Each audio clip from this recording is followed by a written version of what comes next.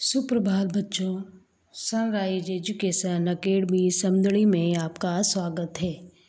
आज हम बच्चों पढ़ने जा रहे हैं कारक। कारक जिसका संबंध संस्कृत में विभक्तियों से होता है, जो कि हम शब्द रूप पढ़ते समय जब विभक्तियाँ आती हैं तो हम उन्हें कारक भी कहते हैं। तो सबसे पहले हम कारक की पढ़ेंगे परिभाषा। कारक की परिभाषा क्रिया को जो करता है अथवा क्रिया के साथ जिसका सीधा अथवा परंपरा से संबंध होता है वह कारक कहा जाता है। क्रिया के साथ कारकों का साक्षात अथवा परंपरा से संबंध किस प्रकार होता है, तो यह हम एक उदाहरण के द्वारा समझेंगे। इसका उदाहरण देखो। हे मनुष्याः नरदेवस्य पुत्रः जयदेवः सहस्तेन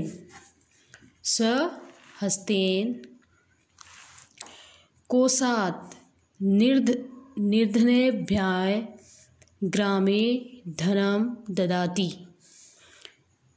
इस वाक्य का अर्थ है, हे मनुष्यों, नरदेव का पुत्र जयदेव अपने हाथ से खजाने से निर्धनों को गांव में धन देता है। अर्थात जो ये शब्द आए हैं उसमें जो संबंध बन रहा है, जैसे कि का, से, को, में, तो ये सब क्या है? कारक चिन्ह है। तो इनके संबंध से ही ये जो वाक्य है ये पूर्ण हुआ है। अब जैसे कि कर्ता होता है तो वो आता है प्रथमा विभक्ति के अंतर्गत, जिसका चिन्ह क्या होता है? ने। कर्म आता है द्वितीय विभक्ति, जिसका चिन्ह को, और करण जो कि तृतीय विभक्ति है, जिसका चिन्ह होता है से। संप्रदान चतुर्थी विभक्ति के लिए। अपादान पंचमी विभक्ति, जिसका चिन्ह होता है से अलग। फिर संबंध षष्ठी का, के, की। फिर इसके बाद में है अधिकरण यानी कि सप्तमी, में और पर। फिर आता है संबोधन। संबोधन जैसे कि यहाँ पे आया था हे मनुष्यों, तो ये क्या है? संबंध, संबोधन। तो इस तरह से जो सेंटेंस बनता है उसमें जो चिन्ह आते हैं तो वे क्या कहलाते हैं? कर्ता चिन्ह कहलाते हैं, जो कि वाक्यों को जोड़ते हैं। अब हम पढ़ेंगे प्रथमा विभक्ति। प्रथमा विभक्ति या क्रियाएं करने स्वतंत्र भवति स कर्ता इति कथ्यते। मतलब क्रिया के साथ जो स्वतंत्र रूप से रहता है उसे हम कर्ता कहते हैं। जो क्रिया के करने में स्वतंत्र होता है वह कर्ता कहा जाता है। कर्ता में प्रथमा विभक्ति आती है, जैसे रामः पढ़ति। अब इसमें रामः जो है वह प्रथमा विभक्ति है और पढ़ति क्या है? क्रिया है। तो इसमें जो कर्ता है वह स्वतंत्र है। इसका सीधा संबंध किससे है? क्रिया से है। इसी प्रकार से इसका दूसरा नियम है कर्मवाच्य कर्मणि प्रथमा विभक्ति भवति। कर्मवाच्य के कर्म में प्रथमा विभक्ति होती है। दूसरे नियम में ये है कि जो वाच्य होते हैं, वाच्य हम पढ़ेंगे आगे, तो वाच्य में जो कर्म होता है तो उस कर्म में प्रथमा विभक्ति आती है। अब जैसे तव्या ग्रंथः पठ्यते, तो ग्रंथः ये क्या है, प्रथमा विभक्ति का इसमें प्रयोग हुआ है। इसी तरीके से इसका तीसरा नियम, संबोधने प्रथमा विभक्ति भवति। और संबोधन जो सबसे लास्ट में होता है संबोधन, तो उसमें भी प्रथमा विभक्ति का ही प्रयोग होता है। जैसे हे बालकः यूयं कुत्र गच्छथ, कि हे बालक तुम सब कहाँ जाते हो। तो हे बालक ये क्या है, संबोधन है। तो इसमें जो बालकः है, बालक है, तो ये प्रथमा विभक्ति है, ये बालक की प्रथमा विभक्ति का प्रयोग हुआ है। इसी प्रकार से चौथा नियम, इति शब्दस्य योगे प्रथमा विभक्ति भवति। अर्थात इति शब्द यदि किसी सेंटेंस में आता है तो उसमें प्रथमा विभक्ति का प्रयोग होता है। इति शब्द के योग में प्रथमा विभक्ति होती है। जैसे वयम इमं यशवन्तः इति नामना जानीम, तो इसमें इति आया है, तो इति के साथ में यशवंत, तो इसमें प्रथमा विभक्ति का प्रयोग हुआ है। तो एग्ज़ाम की दृष्टि से बच्चों द्वितीय विभक्ति जो है वो इम्पोर्टेंट है। कर्ता क्रियाय क्रियां यम सर्वाधिकम इच्छति तस्य कर्म संज्ञा भवति, कर्मणि च द्वितीया विभक्ति भवति। अर्थात कर्ता क्रिया जो कि सर्वाधिक इच्छित होता है, उसमें कर्म संख्या जो कर्म होता है उस कर्म में द्वितीय विभक्ति का प्रयोग किया जाता है।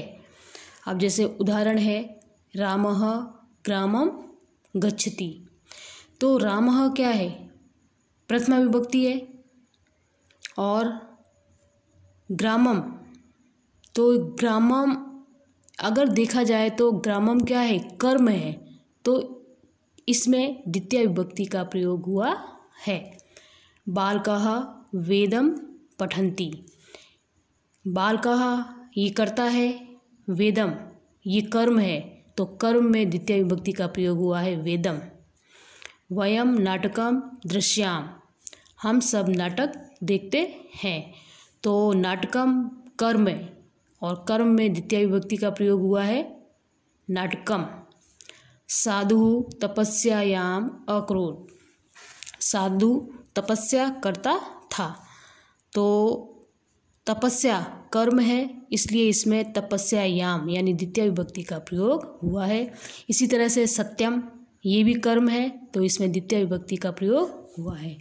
ये तो हो गया इसका पहला नियम। फिर है इसका दूसरा नियम। ये जो दूसरा नियम है बच्चों ये बहुत ही इम्पोर्टेंट है। तो अधोलिखित शब्दानाम योगे द्वितीया विभक्ति भवति। अब नीचे जो भी शब्द दिए गए हैं उन शब्दों के साथ में द्वितीय विभक्ति का प्रयोग होगा। जैसे कि अभित, उभयत, इन दोनों का अर्थ क्या होता है, दोनों ओर। ये संस्कृत के शब्द हैं और इसका अर्थ होता है दोनों ओर। अब जैसे उदाहरण है, वाक्य है राजमार्गम अभित वृक्षाः सन्ति, राजमार्ग के दोनों ओर वृक्ष हैं। तो अभित के साथ कौन सी विभक्ति आई है, द्वितीय विभक्ति। राजमार्गम में द्वितीय विभक्ति का प्रयोग हुआ है और अभित जो है शब्द है। तो आपके एग्ज़ाम में देखो बच्चों, जैसे मान लो ये सेंटेंस आ गया राजमार्गम अभित वृक्षाः सन्ति, तो इसमें ये पूछा जाता है कि द्वितीय विभक्ति का प्रयोग मतलब इसमें कौन सी विभक्ति है और कारण क्या है। तो इसमें देखो हम इसका आंसर लिखेंगे, राजमार्गम में तो द्वितीय विभक्ति का प्रयोग हुआ है और अभित शब्द है तो शब्द योगे कारणम। तो इस तरह से हम इसका आंसर लिखेंगे एग्जाम में तो हमें 1 नंबर पूरा मिलेगा। इसी तरीके से देखो दूसरा शब्द परितः सर्वतः, जिसका अर्थ होता है चारों ओर। उदाहरण है इसका, ग्रामम परितः क्षेत्राणि सन्ति, यानी कि गांव के चारों ओर क्या है, खेत है। तो परितः शब्द है और ग्रामम में द्वितीय विभक्ति का प्रयोग हुआ है। इसी तरीके से सम्या निक्षा, जिसका हिंदी अर्थ होता है समीप में। अब इसका जो सेंटेंस है, विद्यालयम निक्षाम देवालय अस्ति, यानी विद्यालय के पास में क्या है, मंदिर है। तो विद्यालयम में तो द्वितीय विभक्ति है और निक्षाम शब्द है तो शब्द योगे कारणम। इसी तरीके से अंतरेण और बिना, इन दोनों का अर्थ क्या होता है, बिना हिंदी में। प्रदीपः पुस्तकम बिना अंतरेण पठति, यानी प्रदीप जो है पुस्तक के बिना पढ़ता है। तो बिना और अंतरेण शब्द आने से हम पहचान लेंगे कि इस सेंटेंस में द्वितीय विभक्ति का प्रयोग हुआ है। तो पुस्तकम में द्वितीय विभक्ति का प्रयोग हुआ है। प्रदीपः ये तो करता है तो इसमें प्रथमा विभक्ति है, और पुस्तकम जो कि कर्म है इसमें द्वितीय विभक्ति का प्रयोग हुआ है। इसी तरीके से अंतरा, जिसका अर्थ होता है बीच में। रामम श्यामम च अंतरा देवदत्त अस्ति, राम और श्याम के बीच में देवदत्त है। तो इसमें जो देवदत्त है ये तो क्या कर्ता हो गया, और राम और जो श्याम है ये क्या हो गए, कर्म हो गए। तो इन दोनों में द्वितीय विभक्ति का प्रयोग हुआ है, रामम और श्यामम, और इसका कारण क्या हो जाएगा, अंतरा शब्द योगे कारणम। तो अगर एग्ज़ाम में आपके ये सेंटेंस आते हैं तो इसमें आपको विभक्ति और कारण पूछा जाएगा, तो आपको इस तरीके से आंसर लिखना होगा। इसके बाद जो है आगे और भी है इसके शब्द, धिक, जिसका अर्थ होता है धिक्कार, यानी दुष्टम धित, दुष्ट को क्या है, धिक्कार है। यानी दुष्टम द्वितीय विभक्ति हो गई और धिक कारण योगे शब्द योगे कारणम हो गया। हा, हा का मतलब होता है हाय, हा दुर्जनम, तो दुर्जनम में द्वितीय विभक्ति का प्रयोग हुआ है और हा शब्द योगे कारणम। प्रति, जिसका अर्थ होता है और छात्राः विद्यालयं प्रति गच्छन्ति, यानी कि जो विद्यार्थी हैं वे विद्यालय की ओर जाते हैं। तो विद्यालम इसमें द्वितीय विभक्ति का प्रयोग हुआ है और प्रति शब्द योगे कारणम हो जाएगा। इसी प्रकार से अनु, जिसका अर्थ होता है पीछे, राजपुरुषः चोरम अनुधावति, तो इसमें चोरम जो है वो तो है द्वितीय विभक्ति और अनु शब्द योगे कारणम। फिर इसके बाद में यावत, जिसका अर्थ होता है तक, गणेशः वनम यावत गच्छति, अब इसमें वनम द्वितीय विभक्ति और यावत शब्द योगे कारणम। इसी प्रकार से अधोहद सबसे नीचे, भूमिम अधोहद जलम अस्ति, यानी भूमि के सबसे नीचे क्या है, जल है। तो भूमिम द्वितीय विभक्ति और अधोहद यानी शब्द योगे कारणम हो जाएगा। इसी प्रकार से अद्य यदि अंदर अंदर, लोकम अद्य यदि हरि अस्ति, यानी संसार के अंदर ही अंदर कौन है? हरि है, यानी ईश्वर है। तो लोकम में द्वितीय विभक्ति है और अद्य यदि में शब्द योगे कारणम हो जाएगा। इसी प्रकार से उपरो ऊपर ऊपरी यानी ऊपर ही ऊपर। तो लोकम उप्य उपरी सूर्य अस्ति, यानी संसार के ऊपर ही ऊपर क्या है? सूर्य है। तो लोकम द्वितीय विभक्ति और उप्य उपरी शब्द योगे कारणम। तो आपको ये शब्द आपको ध्यान में रखने हैं और इसके जो हिंदी अर्थ हैं ये भी आपको ध्यान में रखने हैं। तो ये शब्द जिस भी सेंटेंस में आएंगे तो उसमें द्वितीय विभक्ति का ही प्रयोग होगा। अब हम इसका जो तीसरा नियम है वो पढ़ेंगे। अधि उपसर्ग पूर्वक, यानी अधि क्या है? उपसर्ग है। शीर स्था आस धातूनाम प्रयोगे एसाम आधारस्य कर्म संज्ञा भवति कर्मणि च द्वितीया विभक्ति भवति। अर्थात कहने का मतलब है अधि तो उपसर्ग है, इस उपसर्ग के साथ में सीड़ यानी सोना, स्था यानी ठहरना और आस यानी बैठना, मतलब अधि उपसर्ग के साथ में ये जो धातुएं हैं ये चलेंगी। अब देखो कैसे, इसके उदाहरण देखो।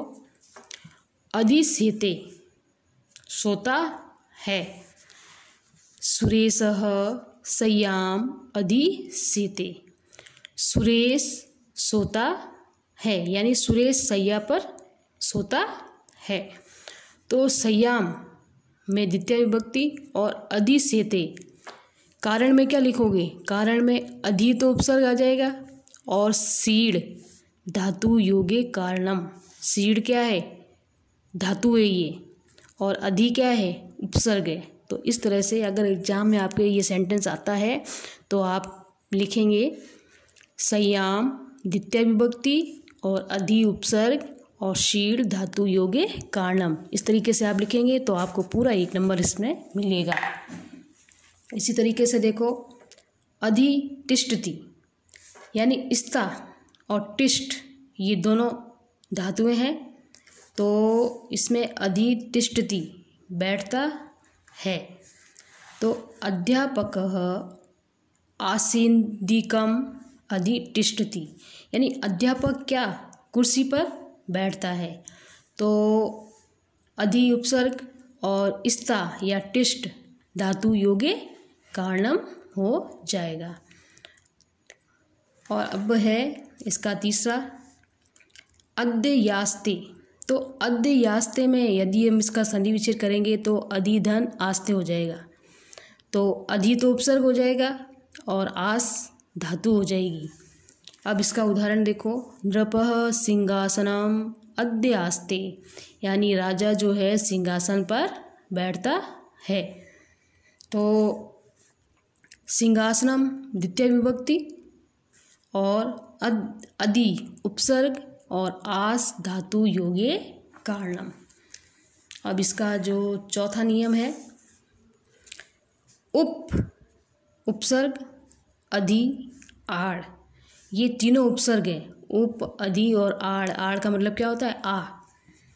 उपसर्ग पूर्वक वस धातो प्रयोगे अस्य आधार से कर्म संज्ञा भवति कर्मणि च द्वितीया विभक्ति भवति। मतलब कहने का मतलब है कि उप अधि और आड़ इन उपसर्गों के साथ में वस धातु का प्रयोग होगा। अब जैसे कि पहला है उदाहरण उपवस्ती। उप तो हो गया उपसर्ग और वस्तु वस्ती, यानी वस्त क्या हो गई? धातु, जिसका अर्थ क्या होता है? पास में रहता है। अब इसका उदाहरण देखो, श्यामः नगरम उपवस्ति, यानी श्याम जो है वो नगर के पास में रहता है। तो नगरम कर्म है तो कर्म में कौन सी विभक्ति आई है? द्वितीय विभक्ति। और उपसर्ग और वस धातु योगे कारणम। अगर एग्ज़ाम में आता है ये सेंटेंस तो आपको इस तरीके से इसका आंसर लिखना पड़ेगा। अब जैसे अनुवस्ति, पीछे रहता है, तो अनु उपसर्ग और वस्ति वस धातु। कुलदीपः गृहम अनुवस्ति। गृहम द्वितीय विभक्ति, अनु उपसर्ग और वस धातु योगे कारणम। इसी प्रकार से अधिवस्ति में रहता है। सुरेशः जयपुरम अधिवस्ति, यानी कि सुरेश जो है वो जयपुर में रहता है। तो जयपुरम द्वितीय विभक्ति, अधि उपसर्ग और वस धातु योगे कारणम। आवस्ति रहता है। हरिः वैकुंठम आवस्ति, यानी हरि जो है, ईश्वर जो है, वे वैकुंठ में रहते हैं। तो इसमें वैकुंठम द्वितीय विभक्ति का प्रयोग हुआ है और आवस्ति, आ तो उपसर्ग है, वस धातु योगे कारणम। अर्थात जो भी ये जो उप, अधि और आ उपसर्ग है, इसके साथ में वस धातु चलेगी। तो ये भी इम्पोर्टेंट है। ये जो द्वितीय विभक्ति है ये पूरी इम्पोर्टेंट है, इसे आपको बहुत ही अच्छी तरह से पढ़ना है और समझना भी है। अब यही द्वितीय विभक्ति का 5वां नियम, अभि नि उपसर्ग द्वय पूर्वक विश धातो प्रयोगे सति अस्य आधारशय कर्म संज्ञा भवति। कर्मणि च द्वितीया विभक्ति भवति। अर्थात कहने का मतलब है अभी और जो नि उपसर्ग है ये दोनों उपसर्ग विस धातु के साथ में चलेंगे। अब देखो इसका उदाहरण मैंने सबसे नीचे लिखा है, अभी, अभी और नि विशते, जिसका अर्थ क्या होता है? प्रवेश करता है। यानी अभी और नि क्या है? उपसर्ग हो गए और विश क्या हो गए? धातु हो गई। अब जैसे इसका उदाहरण है, दिनेशः ग्रामम अभिनिविशते। तो इसमें ग्रामम में तो द्वितीय विभक्ति का प्रयोग हुआ है और अभी और नि क्या है? उपसर्ग है और विश धातु योगे कारणम।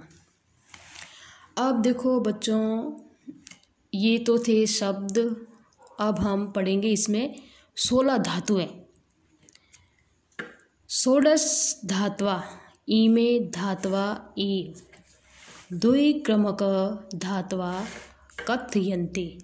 अब इसमें ना 16 धातुएं हैं और इन 16 धातुओं को क्या कहा जाता है? द्विक्रमक धातु के नाम से जाना जाता है। इसमें 2 कर्ता होते हैं और दूसरे वाले कर्ता में द्वितीय विभक्ति का प्रयोग होता है। अब जैसे कि दूह, जिसका अर्थ क्या होता है? दूहना। गोपालः गावम पयः दुधुति, यानी कि गोपाल जो है गाय का जो दूध है उसे दूता है। अब इसमें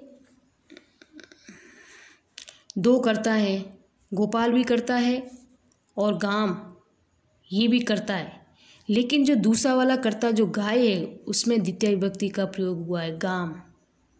ठीक है।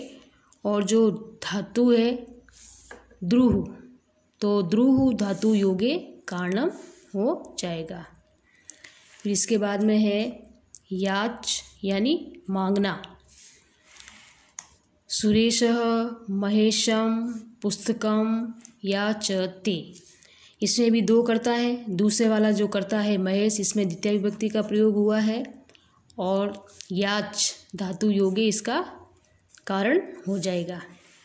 इसी प्रकार से पच धातु है पकाना, पाचकः टांडुलान ओदनम पचती।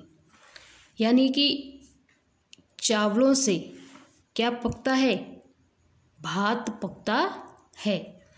तो ओदनम द्वितीय विभक्ति है और पचती पच धातु योगे कारणम। इसी प्रकार से दंड, जिसका अर्थ क्या होता है, दंड देना। राजा गार्गान सतम दंडयति। अब इसमें सतम, इसमें तो द्वितीय विभक्ति का प्रयोग हुआ है, और दंडयति, दंडयति यानी कि क्या है, दंड धातु योगे कारणम। अब फिर प्रच, पूछना। सह बालकम पंथानम पृच्छति, यानी कि वह बालक से क्या पूछता है, रास्ते के बारे में पूछता है। तो पंथानम द्वितीय विभक्ति का प्रयोग हुआ है, और पृच्छति यानी कि पृच्छ धातु योगे कारणम। इसी प्रकार से रुद्ध यानी रोकना। गवालः व्रजम ग्राम अवरुदति। अब इसमें व्रजम में द्वितीय विभक्ति आई है, और रुद्ध धातु योगे कारणम, ये रुद्ध धातु है इसमें। फिर ची, ची यानी चुनना। मालाकारः लताम पुष्पम चिनोति। अब इसमें जो ची है, ची का मतलब क्या होता है, चुनना। अब पुष्पन, इसमें द्वितीय विभक्ति का प्रयोग हुआ है। इसमें देखो, और चिनोति, ची धातु योगे कारणम हो जाएगा। वैसे तो लताम में भी द्वितीय विभक्ति का प्रयोग हुआ है, और पुष्प में भी द्वितीय विभक्ति का प्रयोग हुआ है, तो हम ये दोनों ही लिख सकते हैं, द्वितीय विभक्ति का प्रयोग और ची धातु योगे कारणम। इसके अलावा और 8 से लेके 16 तक की धातुएं ये यहाँ लिखी है मैंने। इन धातुओं के उदाहरण आपको होमवर्क में लिखने हैं, जो आपकी बुक में दिए हुए हैं। तो आप इनके सारे उदाहरण आपको होमवर्क में लिखने हैं। तो ये 16 धातुएं आपको याद रखनी है कि ये 16 धातुएं जो हैं वो द्वितीय विभक्ति के साथ चलती हैं। अब इसके बाद में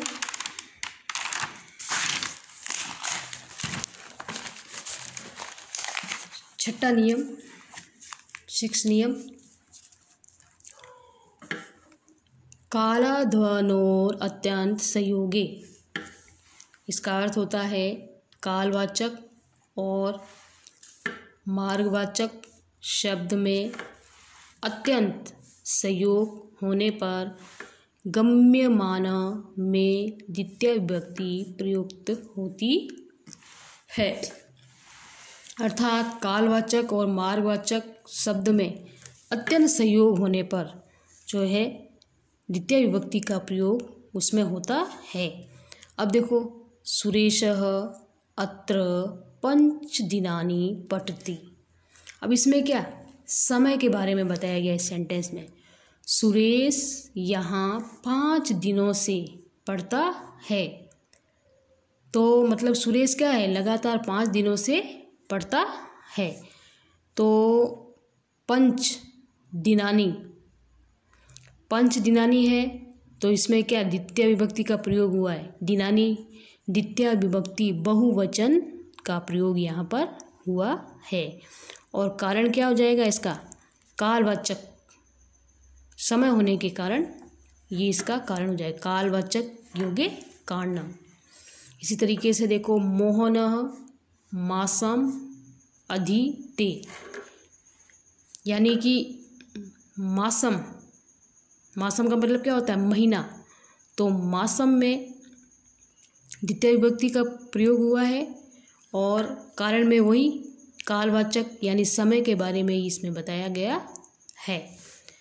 नदी क्रोशम कुटिला अस्ति, यानी कि नदी जो है वह क्या है, कुटिला यानी टेढ़ी है। नदी जो है मतलब काफ़ी कोसों तक जो है टेढ़ी है।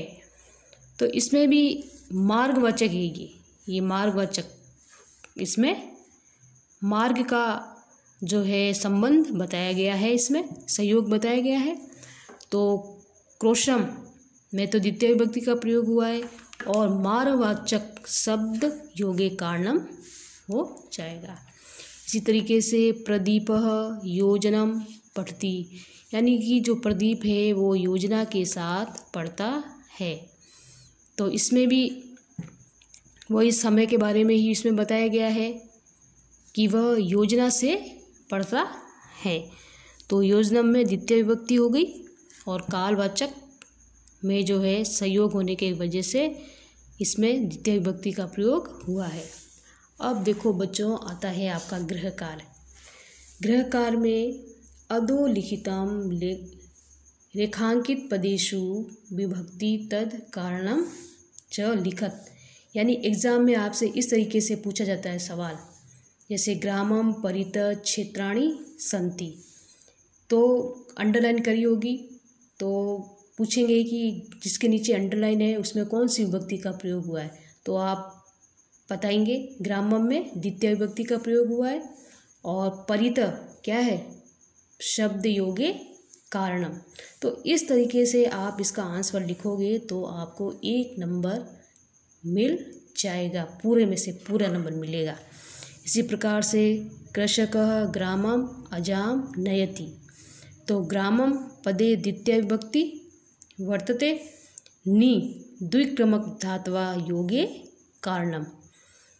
नयति का मतलब क्या है, नयति धातु है और नि धातु द्विक्रमक धातु योगे कारणम। अभी जो हमने 16 धातुएं पढ़ी थी उसमें।